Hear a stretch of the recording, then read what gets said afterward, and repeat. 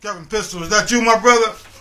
Yeah, this is Kevin, man. What's going on? What's happening, baby? What's good, cat? Hey, man, I'm living out here. No doubt, barbecuing. Man. It's sunny weather out here in Colorado right now, so we're barbecuing. No question. Hold on for a second, man. Let me set you up real quick. For all my listeners out there right now, man, I got one of the phenomenal underground cats on the line with me right now, man, and he gonna sit down with me for a little bit, and we gonna chop it up, and he gonna tell y'all how he getting down on the side of town and he doing his thing.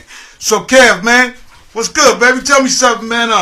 How long you been doing your thing, man, and explain to the people, man, you know your geographical location and how long you been getting down and the things you've been doing, where you doing it at. Okay. Well, we out of Denver, Colorado, man. You know what I'm saying? We've been getting down, rapping, doing shows, putting out independent, stuff around the town since 1999, man. So it's really been a long grind getting here, Yeah, no doubt. But coming out of such an obscure market, it was just like a much longer road than maybe a cat in another region would have had to take to get noticed. Right. But, you know what I'm saying? We here, we doing our thing, man. Yeah. Over the last 2 years, we've been able to establish videos and singles with E40, Bun B, Snoop Dogg, J.O. Felony, Young Bleed. You know what I'm saying? Mafia magazine been showing us some love. We've been able to establish, a couple of major covers, Mandatory Business, stuff like that, man. And, we just here and we ready to get the whole town and, noticed and on the map and on the whole national scene. You feel me? Yeah, no question and stuff. So tell my listeners, man, I want you to kind of get in detail a little bit, man, about, like you originally from Boston, I think it is. What ain't that what I know? You know what I'm saying? And I know you went up to Colorado, man, and you've been putting it down since like. Well, no, actually, I'm originally from Denver, Colorado. Okay. I was born here, and I lived here till I was 10 years old, and then I went out to Boston when I was 10, and we stayed there till I was 15. So Boston is where I started rapping. Right. You know what I'm saying? Right. At the time, it was a projects that I believe are gone now called Mission Hill, and so that's where I started really seeing cats doing their ciphers and spitting bars and really, practicing that craft, and they was delivering it in that raw battle form, and I just fell in love with it. Yeah, no doubt. That's where I got my start. But come 96, we moved back to Denver. I was about 16. Right. And then at that point, that's when I started, really just trying to push my hip-hop movement here and build this scene up, because this is really my hometown where I'm from. Right.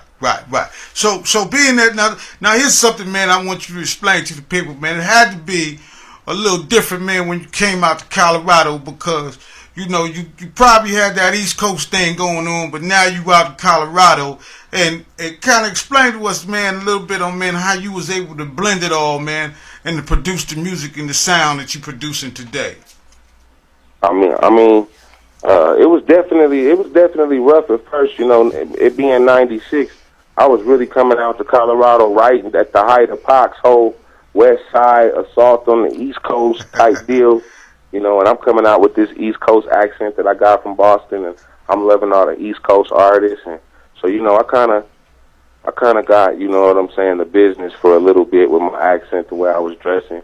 Right. But I'm also from here, and this is really where my heart is at, so it wasn't hard for me to embrace, this Western culture. Right. And I got back home to my hometown, my neighborhood, and I was able to, embrace, a lot of the subjects and a lot of the style of beats that were coming out of the West, but I wasn't going to abandon that East Coast lyricism. Right, no question. So as I stayed here and my accent changed back to more of a Colorado accent, it just came into this new kind of sound where you got an East Coast lyricist with a Colorado accent going over these Midwest beats.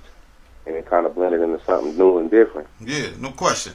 Yeah, and in the height of when you came out, man, when it was all about that East-West Coast thing, you know what I'm saying? I know it had to be a little difficult for you, you know what I'm saying? But as long as you kind of pressed on, we talking to Kevin Pistol today, you know what I mean?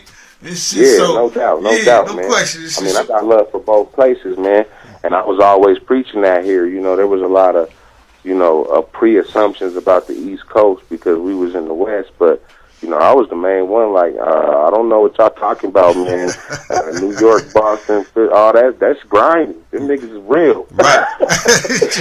So, I always press the line for that. Like, you can't let one rapper change your opinion of a whole region. Yeah, no doubt about that. So here's my question to you, man.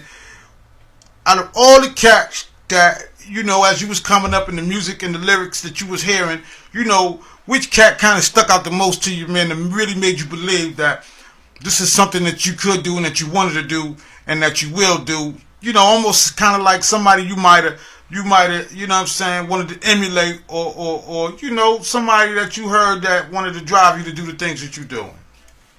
Well, really for me, it was two main influences, that, because, me, I'm a dark-skinned nigga, and then as a kid, I was probably like, 5'3", 220 pounds, so I was real fat and black. Yeah. So, of course, just to see Biggie come out and get all that love and recognition, that was big for me at the time. I really used to admire Biggie Smalls because he was a fat black kid like me, and, everybody was able to look past that to his music, so that was a big influence. And then, I got to Denver, and I started, getting hip to, more of the West Coast music, and it had to be E40 for me in Denver. Okay. You know what I'm saying? Once again, because he kind of represented that look and that body image that I had, but he also was just, way more creative and doing, way more different things with the mic than anybody I heard. So right. I would say my two main influences would be Biggie and E40. Yeah, no doubt about that. Yeah, that's good to hear, man. So tell us, man, I want to hear about the first project that you got down with and you realized that, I'm on my way. You know what I mean? So tell us a little bit. that goes back to a project that's called Who Riding. Uh-huh. It's legendary in Denver, man, but a lot of people probably wouldn't even have heard of it. I recorded that in 1999, man. I remember I was gang banging and I was in the middle of a dice game, and my big homie Dreddy just kind of pulled up on me like, "Yo, KP, you want to go to the studio?" Because I'd be freestyling around the neighborhood and stuff. So, yeah. Niggas kind of knew I could rap, and he was like, "Let's go to the studio." Mm-hmm. I was like, "All right." So I jumped in his car and we went to the studio, and I laid my first track, man, and that, like, everybody in the studio blew up about it. He came back to the hood. He was playing the song for everybody because we had a little CD.